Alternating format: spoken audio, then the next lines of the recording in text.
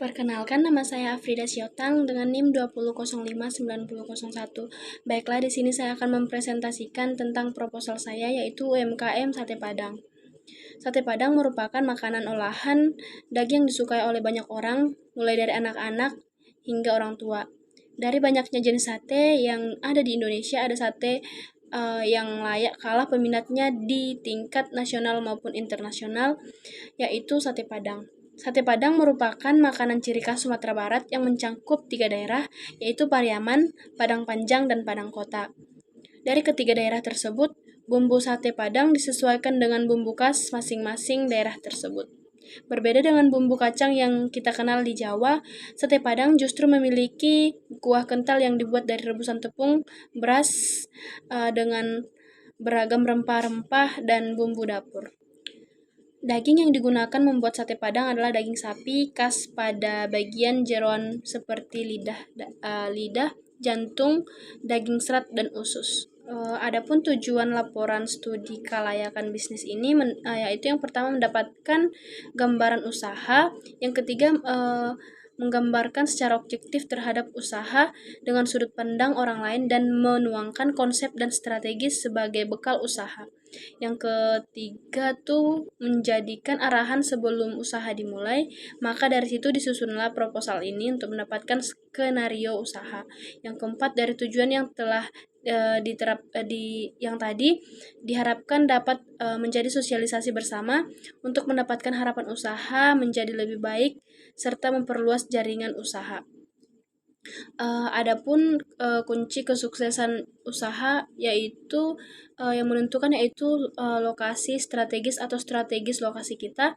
Yang kedua itu sumber daya manusia, dan yang ketiga menu yang bisa di take away, dan yang terakhir pelayanan nomor 1. Adapun sumber daya manusia itu seperti kemampuan pemilik, dan yang kedua itu jumlah tenaga kerja dan gajinya. Yang ketiga itu sertifikat pekerjaan. Yang keempat uraian pekerjaan. Lalu berikutnya produksi atau operasional. Yang pertama, lokasi usaha. Sate Padang ingin dibuka di mal-mal Jakarta yang strategis, namun beroperasi dengan hanya beberapa mal di kawasan ini. Apabila sudah berjalan dengan baik dan maju, maka target lokasi selanjutnya adalah mal-mal atau tempat-tempat yang paling ramai. Dan juga untuk mendagangnya melalui platform GoFood dan GrabFood. Untuk proses produksinya di bidang makanan seperti ini, tentunya yang pertama dilakukan adalah mencari bahan baku yang terbaik. Mencari daging sapi yang tidak sembarangan, tetapi harus memilih daging yang benar-benar sehat dan segar. Sama dengan daging sapi, untuk bumbu juga mencari rempah-rempah yang bagus. Kualitas atau produk ataupun jasa. Kualitas ini ditawarkan yaitu sebuah sate Padang dengan bumbu yang dapat diterima semua lidah pembeli, agar pembeli tidak sungkan-sungkan untuk mengeluarkan uangnya berapapun untuk membeli sate Padang tersebut. Yang kedua, penggunaan teknologi. Yang keempat, penggunaan teknologi. Sate Padang masih menggunakan teknologi tradisional karena semua bahan baku tidak dapat dengan mesin, dan juga penggunaan teknologi ini yang membuat sate Padang ini memiliki ciri khas makanan daerah yang tradisional. Adapun segmentasi pasarnya, yang pertama geografis. Di sini memiliki strategi di mall yang ingin disinggahi untuk berjualan dikelilingi oleh gedung-gedung maupun kantor, sehingga banyak orang-orang kantor yang mampir ataupun orang-orang yang dari mall sekedar makan siang.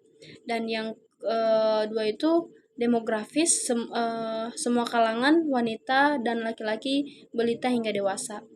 Psikologisnya, kebanyakan pelanggan menyukai makanan khas Padang karena terkenal pedas dan segar.